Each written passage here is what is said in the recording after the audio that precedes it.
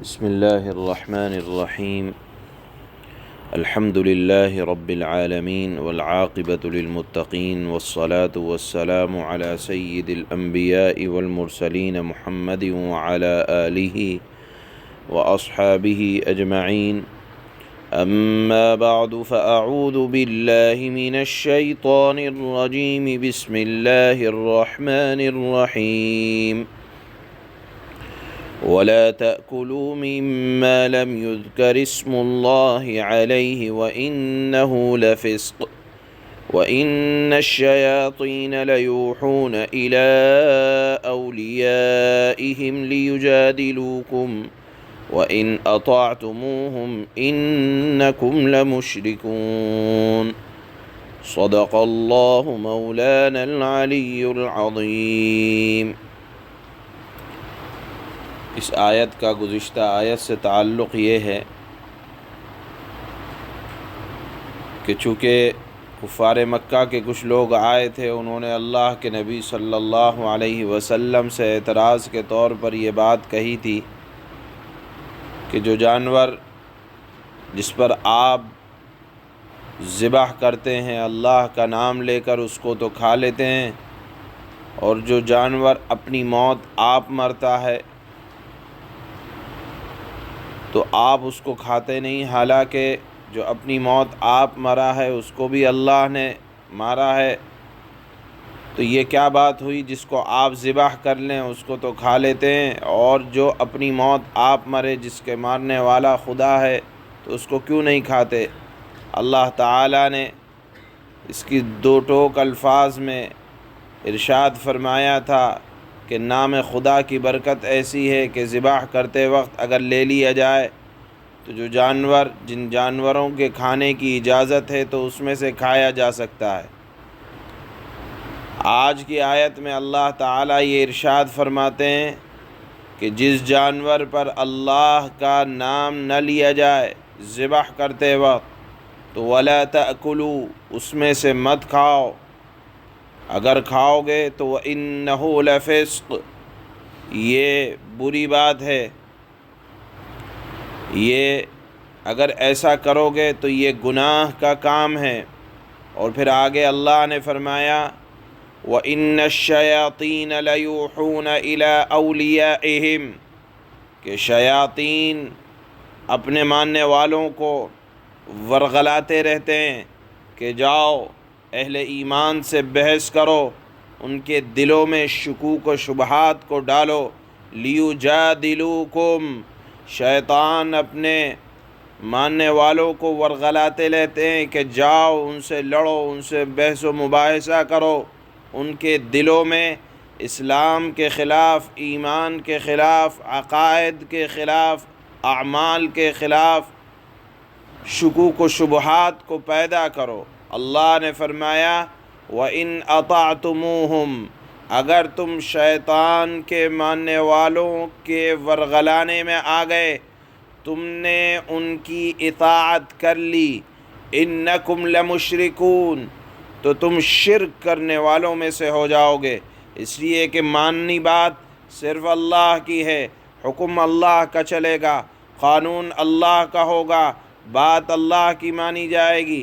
اگر اللہ کے علاوہ کسی اور کی اطاعت اعمال میں، عقائد میں، معاملات میں کی جائے گی تو اللہ نے فرمایا کہ تم نے اللہ کے ساتھ غداری کا معاملہ فرمایا، غداری کا معاملہ کیا.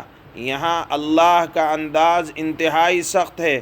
فرماتے ہیں اطعتموہم، اطاعت کی تم نے اگر عقائد میں، معاملات میں اللہ کے علاوہ کسی اور کی بندوں کی اطاعت کی، حلال اور حرام میں اللہ کے علاوہ کسی اور کی اطاعت کی، انکم لمشرکون، تم شرک کرنے والوں میں سے ہو جاؤ گے. اور شرک کے بارے میں تو بڑا سخت اللہ کا معاملہ ہے. کہیں فرمایا انہ من یشرک باللہ، جو اللہ کے ساتھ شرک کرتے ہیں فقد حرم اللہ علیہ الجنہ، اللہ نے ان پر جنت کو حرام کر دیا ہے. بہرحال یہ سمجھنے کی بات ہے کہ شرک صرف یہی نہیں ہے کہ آدمی مورتی کے سامنے ڈنڈوت کرے بلکہ شرک اللہ نے اس کو بھی فرمایا ہے کہ تم حلال اور حرام میں اللہ کے فیصلے کو چھوڑ کر غیر کی اطاعت کرو، یا اللہ کے فیصلے کے خلاف شیطان جن لوگوں کو سے کام لے رہا ہے تم ان کی بات ماننے لگو، تو اللہ نے فرمایا انکم لمشرکون، تم شرک کرنے والوں میں سے ہو جاؤ گے۔ یہاں دوسری بات جو سمجھنے کی ہے وہ یہ کہ اللہ نے فرمایا کہ اس چیز میں سے مت کھاؤ جس پر اللہ کا نام نہ لیا گیا ہو۔ آیت کا عموم یہ بتلاتا ہے، جس کی وجہ سے بعض علماء کی یہ رائے بنی کہ ہر وہ کھانا جس پر اللہ کا نام نہ لیا جائے اس کو نہیں کھانا چاہیے۔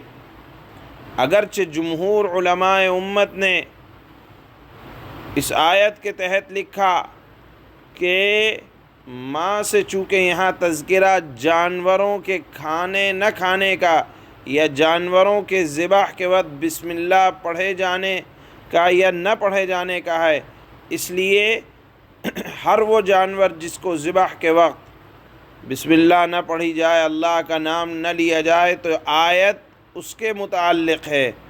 لیکن وہ جمہور علماء بھی یہ کہتے ہیں کہ ہر کھانے سے پہلے بسم اللہ کا پڑھنا مسنون ہے، اس کا خاص خیال رکھنا چاہیے۔ بہرحال یہ مضمون اللہ تعالیٰ نے جانوروں کے ذبح سے متعلق کہ جن پر اللہ کا نام نہ لیا جائے تو وہ حرام ہے، اس کو نہ کھایا جائے، یہ یہاں اس آیت میں بیان فرمایا۔ اللہ ارشاد فرماتے ہیں وَلَا تَأْكُلُوا مِمَّا لَمْ يُذْكَرِ اسْمُ اللَّهِ عَلَيْهِ وَإِنَّهُ لَفِسْقٌ، اور جس جانور پر اللہ کا نام نہ لیا گیا ہو، اے مخاطب اس میں سے مت کھاؤ، اور اگر ایسا کرو گے وَإِنَّهُ، اگر ایسا کیا لَفِسْقٌ، تو یہ بہت بڑا گناہ کا اور سخت گناہ کا کام ہے۔ وَإِنَّ الشَّيَاطِينَ لَيُوحُونَ إِلَىٰ أَوْلِيَائِهِمْ لِيُجَادِلُوكُمْ، مسلمانوں ہوشیار ہو جاؤ، شیاطین اپنے دوستوں کو ورغلاتے رہتے ہیں کہ تم مسلمانوں سے بحث کرو، یا شیاطین اپنے دوستوں کو ورغلاتے رہتے ہیں تاکہ وہ شیاطین کے دوست تم سے بحث کریں۔ تمہارا کام بحث میں لگ کر اطاعت کو اللہ کی چھوڑنا نہیں ہے۔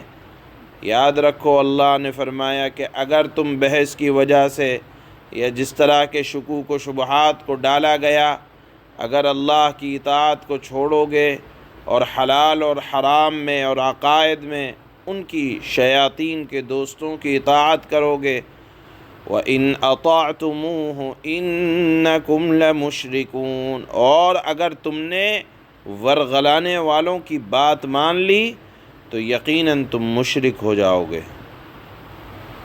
سبحان اللہ۔